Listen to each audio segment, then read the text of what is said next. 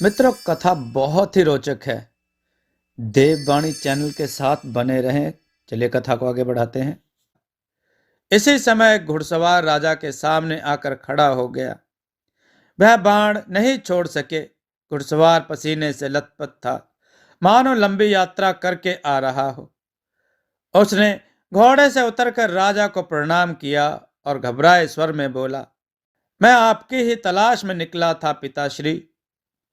संयोग की बात है कि आप मिल गए। कृपया तुरंत महल में चलिए। क्यों, क्या बात है? राजा ने राजकुमार विनीत को ध्यान से देखते हुए पूछा। मैं यहां आपको कुछ ना बता सकूंगा, आप स्वयं चलकर देखें, विनीत ने कहा। लेकिन मैं चलूं कैसे? किसी अदृश्य शक्ति ने रथ को आगे बढ़ने से रोक रखा है। यह आप क्या कहते हैं? विनीत अचरज से बोला। महाराज ठीक कहते हैं, आप स्वयं इस बात की परीक्षा कर लीजिए राजकुमार, सारथी ने कहा। विनीत ने घोड़े की लगाम थाम ली और उन्हें चलने का संकेत किया तो रथ आसानी से आगे बढ़ गया। राजा और सारथी के अचरज की सीमा न रही। राजा बोले, तुम्हारे हाथों में कोई जादू है क्या? हमारे तमाम कोशिशों के बावजूद रथ एक कदम भी आगे नहीं बढ़ सका था। घोड़े भूखे होंगे, इसलिए इन्होंने विद्रोह कर दिया होगा, राजकुमार हंसकर बोला। राजा को यह बात चुभ गई, क्योंकि वह समझते थे कि राजकुमार ने ऐसा कहकर उन पर व्यंग किया है। राजा को महल में पहुंचने की जल्दी थी, अतः उस समय उन्होंने राजकुमार से विवाद नहीं किया।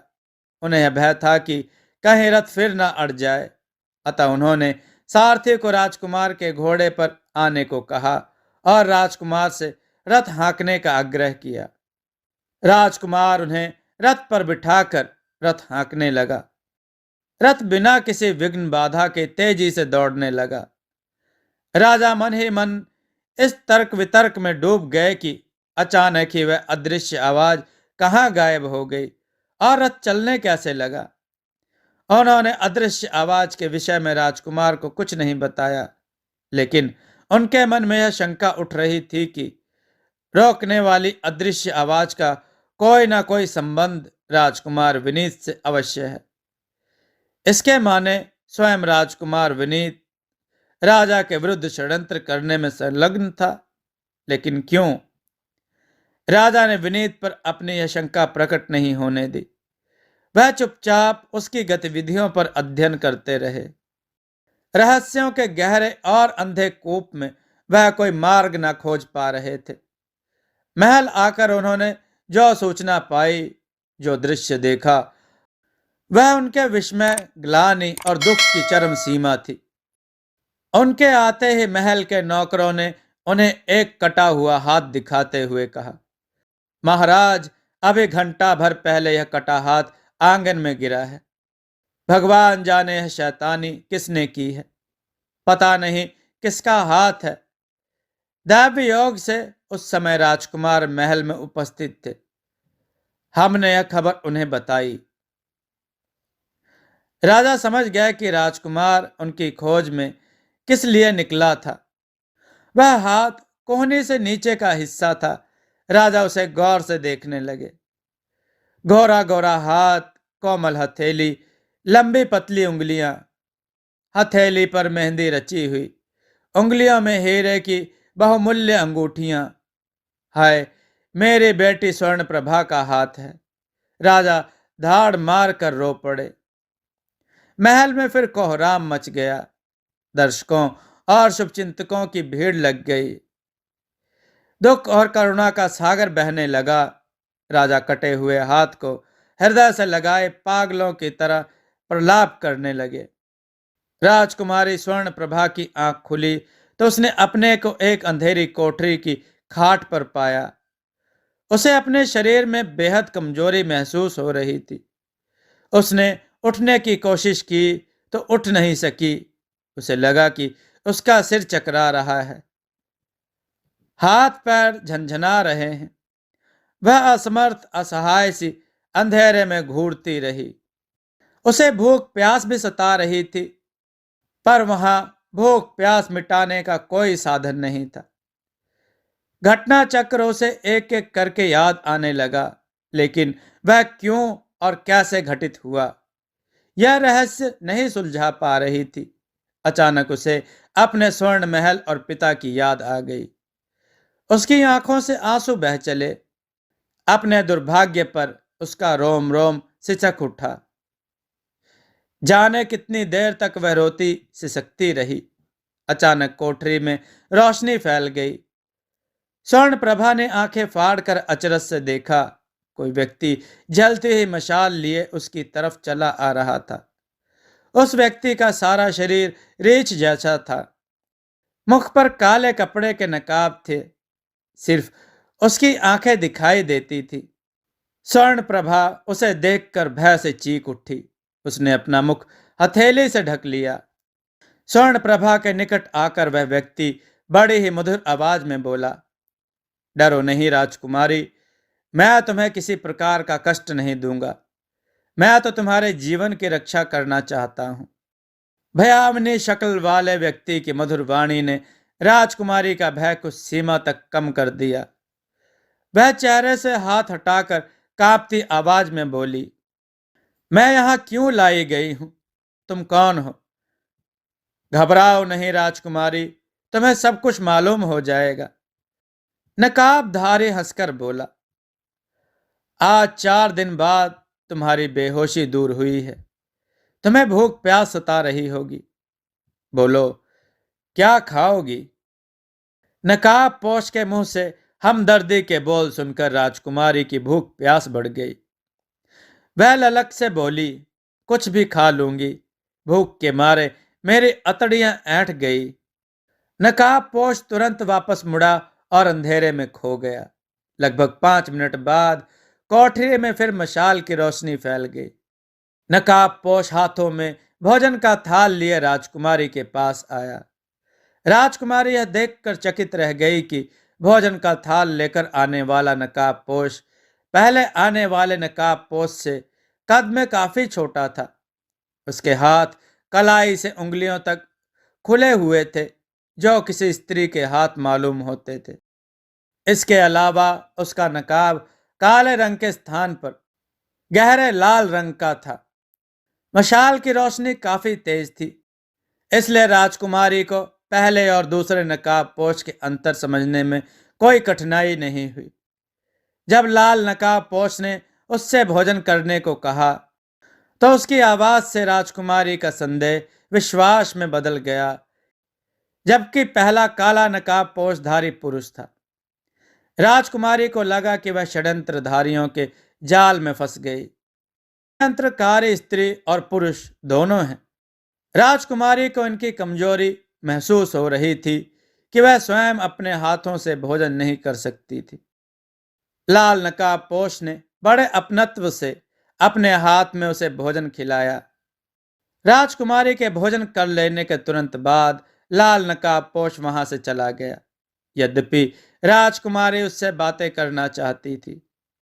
कुछ ही देर बाद पहला काला नकाबधारी कोठरी में फिर आया और राजकुमारी से बोला, स्वर्ण प्रभा, तुम्हें यहां किसी प्रकार का कष्ट तो नहीं है? राजकुमारी को आश्चर्य हुआ कि नकाबपोश उसका नाम भी जानता है। वह व्याकुलता से बोली, कैद में सुखी कौन रह सकता है? साफ साफ बताओ कि मुझे यहाँ किस लिए लाया गया है और तुम कौन हो? तुम्हें ले आने का उद्देश्य बहुत साधारण है। वह क्या? राजकुमारी ने उत्सुकता से पूछा। तुमसे और तुम्हारे पिता राजा रामदेव से बदला लेने के लिए। मैंने और मेरे पिता ने तुम्हारा क्या बिगाड़ा है? समय आने पर तुम्हें यह बात मालूम हो जाएगी। नकाबपोश कठोर हंसी हंसकर बोला, वास्तव में तुम्हारे पिता मेरे शत्रु हैं। फिर भी मैं तुम्हें सताऊंगा नहीं। अगर तुम्हें मुझसे इतनी ही हमदर्दी है तो मुझे मेरे पिता के पास पहुंचा दो। पहुंचा दूंगा? कब? राजकुमारी ने हर्ष विभोर होकर पूछा। एक शर्त है। वह क्या? तुम्हें अपनी हस्तलिपि में अपने पिता को एक पत्र लिखना होगा। पत्र? कैसा पत्र? राजकुमारी ने अचरज से प्रश्न किया, तुम्हें उस पत्र में लिखना होगा कि तुम्हारे भाई राजकुमार विनीत ने तुम्हारा अपहरण किया है और किसी अज्ञात स्थान पर बंदी बना रखा है, और यह लिखना होगा कि विनीत आपके विरुद्ध षड्यंत्र कर रहा है।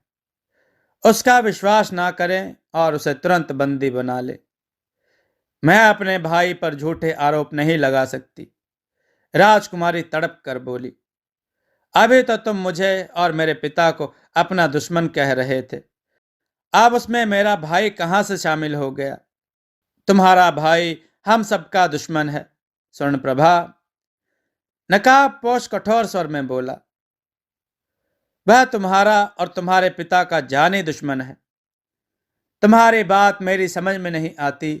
जो कुछ भी हो, मैं बिना प्रमाण के अपने भाई को दोषी नहीं ठहरा सकती। तुम्हें ऐसा करना ही पड़ेगा स्वर्णप्रभा। नकाबपोश की आवाज कठोर हो गई। अगर 2 दिन के अंदर तुमने अपने पिता को पत्र न लिखा तो तो राजकुमारी का स्वर कांप उठा।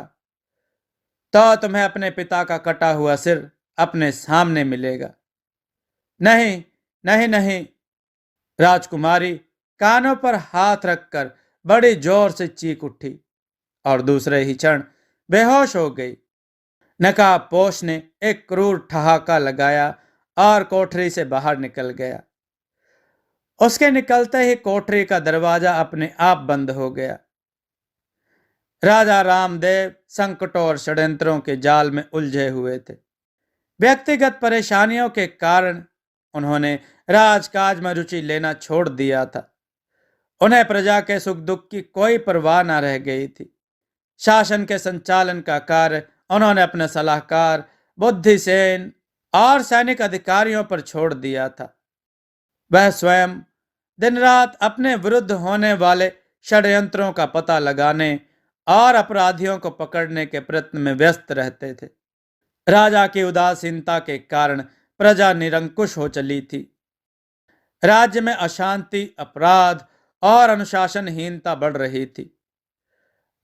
अकाल पीड़ित जनता अपनी भूख शांत करने के लिए तरह तरह के अपराध करने लगी थी। आए दिन चोरी, हिंसा और लूटमार की घटनाएं होती रहती थी। जो लोग सबल और दुस्साहसी थे वे अपराध करते थे, परंतु कमजोर वर्ग अपराध से डरता था। उसे एकमात्र राजा की दया और उदारता का सहारा था। लेकिन राजा को दया दान की फुर्सत कहाँ थी? उन्हें अपने दुखों के आगे प्रजा के दुख नगण्य लगते थे। गरीब लोग आए दिन जुलूस बनाकर राजमहल के सामने उपस्थित होते। वे राजा से अन्न वस्त्र मांग करते। साथ ही उनका नारा यह भी था कि राजकुमार विनीत को युवराज घोषित करके राज्य संचालन उनके हाथों में सौंपा जाए। लेकिन गरीबों की करुण पुकार सुनने वाला कोई न था, बल्कि राजा के सैनिक उन्हें मार पीट कर राजमहल से दूर भगा देते थे। इन्हीं दिनों की घटना है। एक शाम राज्य के अकाल पीड़ित क्षेत्रों में कई बैलगाड़ियां दिखाई पड़ी। उन बैलगाड़ियों पर अनाज के बोरे और वस्त्रों के गट्ठर लदे थे। हर बैलगाड़ी पर एक सिपाही बैठा था और टीन के भोंपू द्वारा जोर जोर से ऐलान कर रहा था, राजा की ओर से अकालग्रस्त जनता को अन्न वस्त्र बांट दिए जाएंगे। जरूरतमंद लोग तुरंत आए। यह सुखद घोषणा सुनते ही जनता हर्ष विभोर हो उठी। लोग राजा की जय जयकार करते हुए बैलगाड़ियों की ओर दौड़ पड़े। लाखों की संख्या में अन्न वस्त्र बांटा गया।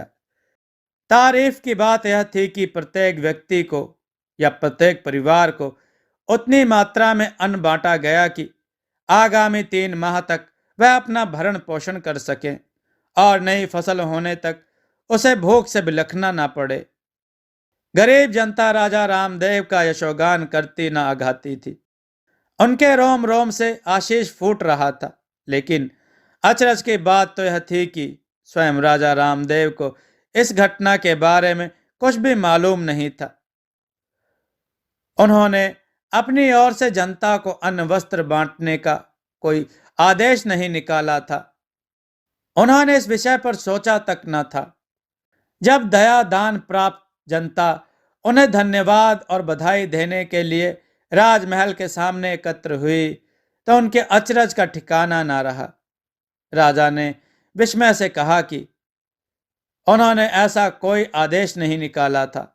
इस पर कई लोग उनकी महानता को सराहते हुए बोले, महापुरुष अपने कार्य का ढिंढोरा नहीं पीटते, आप अपनी दानवीरता को गुप्त रखना चाहते हैं। राजा ने हैरान होकर बुद्धिसेन और सैनिक अधिकारियों से पूछताछ शुरू की। बुद्धिसेन ने अचरज से कहा, मैंने इस घटना के विषय में सुना तो यह समझा कि अन्न वस्त्र आपकी ओर से बंटवाया जा रहा है, इसलिए मैंने खोजबीन नहीं की। ऐसे ही बात सैनिक अधिकारियों ने भी कही। इस पर राजा बिगड़ कर बोले, मुझ पर चारों ओर से विपत्ति के बादल मंडरा रहे हैं, ऐसे समय में मुझे अन्न बांटने की सुध है? आप लोग अन्न वस्त्र बांटने वालों को पकड़कर तुरंत मेरे सामने पेश करें। बुद्धिसेन और सैनिक तत्काल ही राजा के आदेश का पालन करने चल दिए। राजा का यह संदेश अब विश्वास में बदल रहा था कि उनका बेटा विनीत ही उनके विरुद्ध षड्यंत्र रच रहा है, क्योंकि विनीत सदा प्रजा का पक्ष लेता रहता था। वह पहले ही प्रजा को अन्न और वस्त्र बांटने का आग्रह कर चुका था। इसके अलावा भी अन्य कई तथ्य विनीत के प्रति संदेह उत्पन्न करते थे, परंतु बिना किसी ठोस प्रमाण के वह विनीत को दोषी नहीं ठहराना चाहते थे। दानदाताओं की खोज में निकले हुए बुद्धिसेन और सैनिकों के हाथ निराशा ही लगी। दानदाता अन्न वस्त्र बांट कर जा चुके थे। वे कौन थे और किस दिशा में गए, यह कोई ना बता सका। उनके ना पकड़े जाने पर राजा बहुत क्रोधित हुए। उन्होंने राजकुमार विनीत को बुलाकर डपटते हुए कहा, तुमने प्रजा को अन्न वस्त्र बंटवाए हैं।